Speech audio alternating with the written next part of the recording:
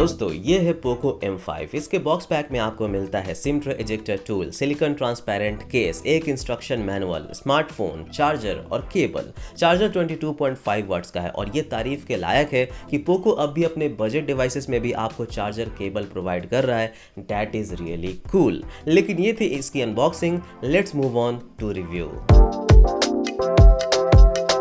तो मैं Poco M5 को पिछले कई दिनों से इस्तेमाल कर रहा हूँ और जब मैंने इसे अपने हाथों में फर्स्ट टाइम पकड़ा, मेरा रिएक्शन बिल्कुल वाव था दोस्तों। इसका जो डिज़ाइन है वो काफ़ी कमाल का है। पीछे में जो पॉलीकार्बोनेट बैक है वो लेदर के टेक्सचर जैसा बनाया गया है, जिसकी वजह से हाथों में भी अच्छा फील होता है और देखने में भी ये प्रीमियम लगता है। लेकिन इसकी डिज़ाइन की एक और ख़ास बात बताता हूँ। जो इसका बैक पैनल है वो एक सिंगल यूनिबॉडी प्लास्टिक से बनाया गया है। इसका मतलब ये है कि इसका डिज़ाइन और भी ज़्यादा जो है स्टर्डी है। बाकी सभी स्मार्टफोन्स में इस प्राइस रेंज में बीच में एक फ्रेम होता है जो कि बेसिकली फ़ोन को कमज़ोर बनाता है। इसमें आपको कोई फ्रेम नहीं दिया गया। बेसिकली दोस्तों जो बैक पैनल है वही सिंपल फ्रेम तक आता है and that's why I love this unibody design. साथ ही साथ ये काफ़ी स्लिम फील भी होता है, बहुत ही पतला है और हल्का भी है एंड वन हैंड फ्रेंडली भी मुझे लगा। 6.58 इंचेस है, बहुत ज़्यादा बड़ी नहीं है, बहुत ज़्यादा छोटी नहीं है। एक अच्छा दोस्तों आपको बैलेंस्ड यहाँ पे स्मार्टफोन दिया गया है। सो जो डिज़ाइन है वो रियली में काफ़ी कूल लगता है। जो कैमरा का लेआउट है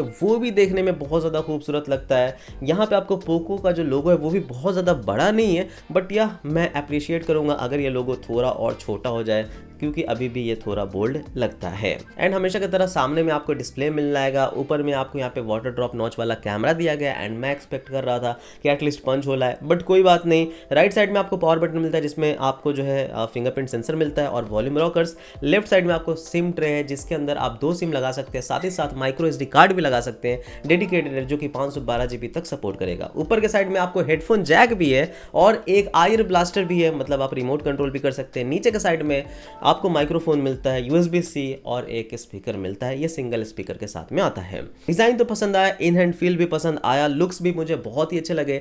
लेकिन जो इसका डिस्प्ले है वो भी मुझे बहुत ही अच्छा लगा। ये एक LCD का पैनल, लेकिन दोस्तों 90 हर्ट्ज के रिफ्रेश रेट के साथ में आता है। बहुत ही अच्छी क्वालिटी का आपको डिस्प्ले दिया गया है एंड LCD है तो ऐसा नहीं है कि लो ब्राइटनेस है। इसकी ब्राइटनेस भी मुझे बहुत ही हाई लगी है। मतलब अगर आप नॉर्मल डे कंडीशन में यूज कर रहे हो, अच्छी खासी लाइट में भी यूज कर रहे हो, तब भी दोस्तों आप इसे इजीली देख सकते हो जैसा कि आप यहाँ देख रहे हो। तो जो डिस्प्ले है वो सच में बहुत अच्छा है। साथ ही साथ ये वेरिएबल रिफ्रेश रेट के साथ में आता है, यानी कि अगर आप वीडियोस वगैरह देख रहे हो तो 30 FPS 30 हर्ट्ज पे सेट हो जाएगा। अगर आप गेम वगैरह खेल रहे हो तो 60 हर्ट्ज, और अगर आप 90 FPS वाले गेम खेल रहे हो तो 90 हर्ट्ज पे ये सेट हो जाएगा ऑटोमेटिकली, जिससे बैटरी भी बचती है और इंटेलिजेंट दोस्तों रिफ्रेश रेट को ये कंट्रोल भी करता है। So that is cool. 240 hertz का यहाँ पे आपको टच सैम्पलिंग रेट मिलता है, जिसकी वजह से मुझे फील होता है जब भी मैं इसमें स्क्रॉलिंग वगैरह करता हूँ कि जी हाँ काफ़ी ज़्यादा ये फास्ट स्क्रॉल हो रहा है। So no issues with that. और ये वाइड वाइन L1 को भी सपोर्ट करता है, तो कोई भी OTT ऐप्स में आपको प्रॉब्लम नहीं होने वाली।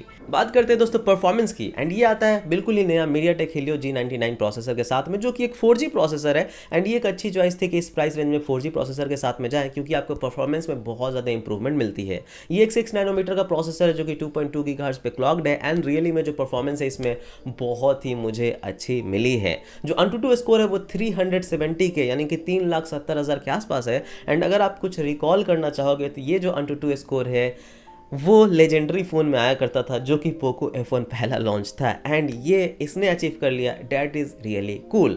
सच में दोस्तों मुझे इसकी परफॉर्मेंस अच्छी लगी है। हाँ, कहीं कहीं किसी ऐप्स में आप थोड़े बहुत जिटर्स देख पाओगे, स्टटर्स देख पाओगे, लेकिन मेजर लैग मैंने कहीं भी यहाँ पे नहीं देखा है। स्पेशली दोस्तों अगर आप यूट्यूब वगैरह स्क्रॉल करते हो 30 हर्ट्ज पे, या फिर आप क्रोम वगैरह यूज़ करते हो तो वो भी 30 हर्ट्ज पे स्विच हो जाता है, तब आपको थोड़ा सा जिटर महसूस होता है। बट ओवरऑल और कहीं पे आपको ज़्यादा कुछ जिटर या स्टटर नज़र नहीं आएगा एंड लैग तो नहीं है दोस्तों। साथ ही साथ इसमें आपको 6 GB का रैम मिलता है और 2 GB का आपको एक्स्ट्रा रैम भी यहाँ पे दिया गया। 128 GB की स्टोरेज है। रैम मैनेजमेंट अच्छी है दोस्तों। मैं बैकग्राउंड में बहुत ही पुराने ऐप्स को इजीली खोल पाता हूँ, तो आपको इसमें कोई प्रॉब्लम नहीं होने वाली है। एंड स्टोरेज आपको UFS 2.2 मिलता है और रैम भी आपको LPDDR4X मिलता है, तो एक अच्छी क्वालिटी का स्टोरेज और रैम भी आपको दिया गया है। Faster storage and faster RAM. मैंने इसमें गेम भी खेलने की कोशिश की। Asphalt 9 बिल्कुल ही अच्छे से दोस्तों रन करता है, पूरे का पूरा हाई सेटिंग में, कोई प्रॉब्लम नहीं हुई दोस्तों। दोस्तों, कोई लैग जिटर्स नहीं, बहुत ही अच्छे से एसफाल्ट लाइन को इसने हैंडल किया। काश BGMI होता तो ज़्यादा अच्छी टेस्टिंग हो पाती। कैमरास की बात करते हैं दोस्तों, तो इसमें आपको ट्रिपल कैमरा का सेटअप मिलता है। पहला है 50 मेगापिक्सल का मेन कैमरा, दूसरा है दोस्तों 2 मेगापिक्सल का मैक्रो और 2 मेगापिक्सल का डेप्थ। जो मैक्रो है वो भी आपको फिक्स्ड फोकस वाला 4 सेंटीमीटर पे है, तो मैं उसकी बात नहीं करूँगा, और जो डेप्थ है बात करने की ज़रूरत नहीं है। बट जो 50 मेगापिक्सल का मेन कैमरा है, सरप्राइजिंगली दोस्तों अच्छी रिजल्ट्स प्रोवाइड कर रहा है। इवन जो कलर्स है वो बहुत ही अच्छे एक्यूरेट आ रहे हैं। कलर्स के मामले में मुझे इसे पॉइंट्स देना पड़ेगा। हाँ, इस प्राइस रेंज में आप बहुत ज़्यादा डिटेल्ड फोटो एक्सपेक्ट नहीं कर सकते, स्टिल ये एक अच्छा मैनेज करता है, आपकी फ़ोटोज़ को अच्छा लुक देता है, डिटेल भी अच्छे आते हैं, और साथ ही साथ दोस्तों फ़ोटोज़ जो है इंजॉयबल आपको लगेंगे। वीडियो के मामले में बैक कैमरा से आप 1080 एट 30 FPS में रिकॉर्ड कर सकते हो। 60 FPS नहीं है और ना ही 4K है, ये थोड़ा सा ड्रॉबैक है इसका।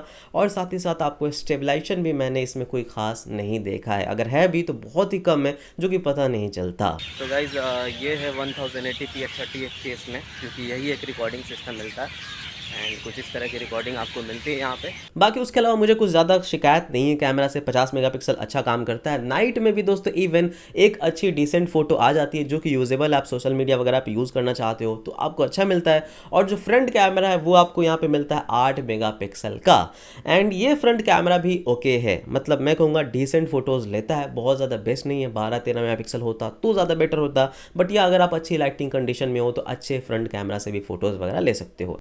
ये दोस्तों इसके front camera quality 1080 at 30 FPS में, अगेन नो स्टेबलाइजेशन, रिकॉर्डिंग ठीक है, काफ़ी ब्राइट है अगेन। और इसके कैमरा में एक दो चीज़ें मैं आपको बता दूं, कुछ अलग फीचर्स मिलते हैं, जैसे आपको यहाँ पे वॉइस शटर मिल जाता है, जिससे आप चीज़ बोल करके फ़ोटो खींच सकते हो, या फ्रंट कैमरा में पाम शटर भी मिल जाता है। उसके अलावा आपको यहाँ पे tilt shift mode, time burst mode, movie frame, ये सब भी आपको दिया गया है। इवन डॉक्यूमेंट स्कैनिंग भी आपको इसमें दिया गया, और प्रो मोड भी मिलता है मेन कैमरा में, जो कि आप कंट्रोल कर सकते हो। बट आप कुछ चीज़ों को मिस कर जाओगे इस प्राइस रेंज में, जैसे व्लॉग मोड वगैरह नहीं मिलता। सो ओवरऑल इसके कैमरा मुझे अच्छे लगे हैं। फाइनली बात करते हैं बैटरी पे, जो कि दोस्तों सबसे ज़्यादा मोस्ट सरप्राइजिंग पार्ट था मेरे लिए, बिकॉज इसकी बैटरी बहुत ही ज़्यादा अच्छी चलती है दोस्तों। 5000 mAh की बैटरी दी गई है, एंड क्योंकि इतनी अच्छी ऑप्टिमाइजेशन की गई है, और दोस्तों क्योंकि डिस्प्ले भी 30, 60, 90 हर्ट्ज पे चेंज होता रहता है, उसके वजह से ये बैटरी बहुत बचती है। आप आसानी से 8 घंटे 7-8 घंटे का तो आसानी से आप यहाँ पे जो है स्क्रीन ऑन टाइम ले पाओगे। हाँ, अगर आप बहुत ज़्यादा हेवी यूज़र हो, बहुत ज़्यादा गेम खेलते हो, तब थोड़ा कम मिलेगा, बट 7-8 घंटे से नीचे आपको कहीं भी नहीं मिलने वाला। इवन दोस्तों इसका जो चार्जिंग स्पीड है वो भी अच्छा है, 18 वाट का चार्जिंग ये सपोर्ट करता है। बॉक्स में आपको 22.5 वाट्स मिलता है, लेकिन 18 वाट से चार्ज होगा,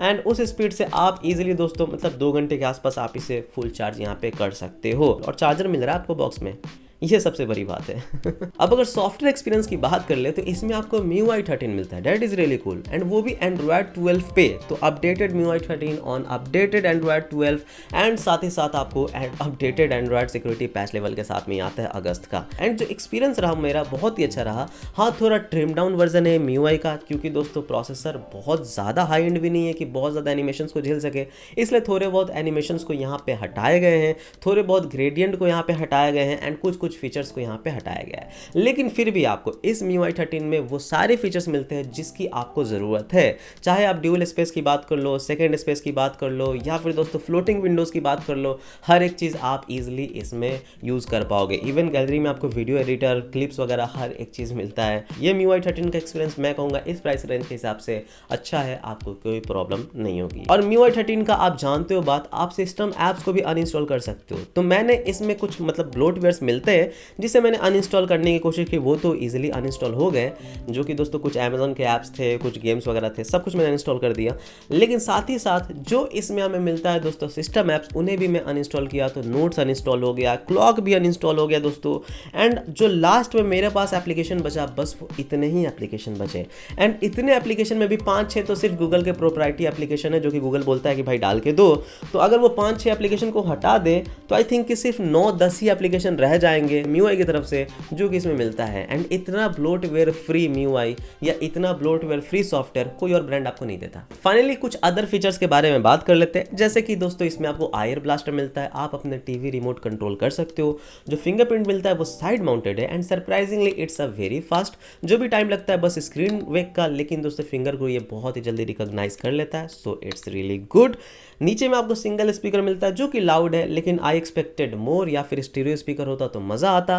एंड फाइनली दोस्तों ये जो पैकेज है ओवरऑल मैं कहूँगा बहुत ही अच्छा आपको यहाँ पे पैकेज दिया गया है एंड एक बेहतर 4G विकल्प है। अगर आप कोई स्मार्टफोन लेना चाहते हो 15,000 के नीचे तो this is going to be a really good option for you all. वैसे दोस्तों आया था अनबॉक्सिंग करने, पूरा रिव्यू ही कर दिया। दोस्तों जो पोको M5 की प्राइसिंग है वो 464 के लिए है 12,499 और 6/128 के लिए है 14,499, जो कि अच्छी प्राइसिंग है। लेकिन ये और भी ज़्यादा अच्छी हो जाती है क्योंकि बिग बिलियन डे में दिवाली का सेल चलने वाला है, जिसमें दोस्तों आपको 11,000 रुपये में मिलेगा 464 और 13,000 रुपये में आपको मिलेगा 6/128। और ये प्राइसिंग सच में किलर है दोस्तों इस स्मार्टफोन के लिए। तो गाइज बस यही था मेरा आज के इस वीडियो में। आई होप कि आपको हमारी ये रिव्यू अच्छी लगी हो। अगर अच्छी लगी हो तो हमारे चैनल सब्सक्राइब कीजिएगा, हमारे वीडियोस लाइक कमेंट कीजिएगा। मैं रोजाना आप लोग के लिए ऐसे ही अच्छे अच्छे रिव्यूज़ लेकर के आता रहूँगा। थैंक यू, बाय बाय, जय हिंद।